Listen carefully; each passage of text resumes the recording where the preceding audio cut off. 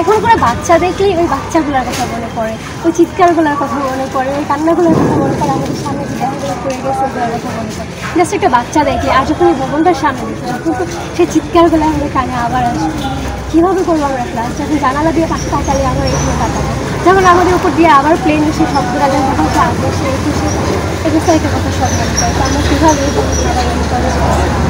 আমরা অনেক দুটো একটা শব্দ শুনি, মানে অনেক ভয়ঙ্কর ছিল শব্দটা, মানে শব্দ শুনেই জাস্ট সবাই চিৎকার দিয়ে, তো সবাই চিৎকার করে ক্লাস থেকে বের হয়ে দৌড়ে সে ঢুকে জানালা দিয়ে দেখে যে আমাদের প্রাইমারি সেকশনের যে ভবনটা ওইখানে মানে আগুন চলতেছে আর একটা প্লেন ক্র্যাশ হয়েছে।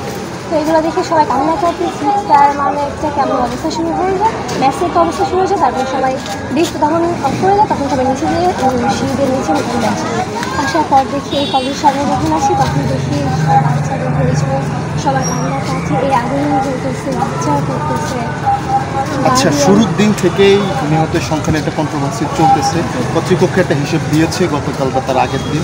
আপনারা কি ওটাই ঠিক বলে মনে করেন? কর্তৃপক্ষ যেটা দিয়েছে, আপনারা যদি প্রত্যক্ষদর্শী, আপনারা যেটা দেখেছেন কি মনে হচ্ছে? আমরা দেখেছি যে মানে একটা সেকশন, তো মানে যখন প্লেনটা ক্র্যাশ হয় তখন একটা সেকশনে মানে ওটা একটা শির দিকে যদি মেইন গেট ওদিকে ক্র্যাশ হয়, তো আশেপাশে একটা সেকশন ছিল, তো ওই সেকশনে তখন স্টুডেন্ট ছিল 28 জন থেকে কারো বাচ্চা, তো আশেপাশে আরও 4-5টা সেকশনে যেহেতু আগুন লাগে কিছু না কিছু বাচ্চা মারা গেছে। আর আমরা দেখছি প্রায় 20-30 লাশ। তার মধ্যে তখন আমরা ছিলাম গাড়ি, যাতে গার্ডিয়ান আশেপাশে আসতে পারে, তার যখন দেখেছিলাম তখন দেখেছি লাশ নিয়েছে। তারপর হচ্ছে প্লেন দিয়ে মানে হেলিকপ্টার দিয়ে লাশ নিয়েছে, তো লাশের সাথে একটা কথা বলে দিলাম। তখন যখন বলা হচ্ছে সবশেষ মানে 33 জনের একটা হিসেব কালকে পর্যন্ত আমরা দেখেছি। তো এটা কি কি মনে হয় আরো বেশি হবে এরকম? আরো আচ্ছা, আসেন, আপনি আসেন। অবশ্যই। আচ্ছা, আপনি যে ক্লাস করার মানসিক অবস্থায় আছেন কিনা? এখন কর্তৃপক্ষ যেহেতু প্রথমে রবিবার দিয়েছিল, পরে আবার মঙ্গলবার থেকে দিয়েছে, তো এটা কি বিবেচনা আবার করা উচিত কিনা একটু পেছনে? আবার বিবেচনা করা উচিত।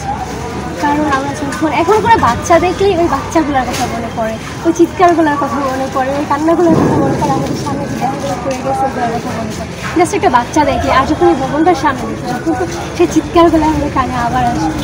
কীভাবে করবো আমরা ক্লাস? যখন জানালা দিয়ে পাশে তাকালে আমরা এগুলো তাকাবো, যখন আমাদের উপর দিয়ে আবার প্লেন এসে শব্দটা যখন সে আসবে সে এগুলো একটা কথা সব মনে করে। তো আমরা কীভাবে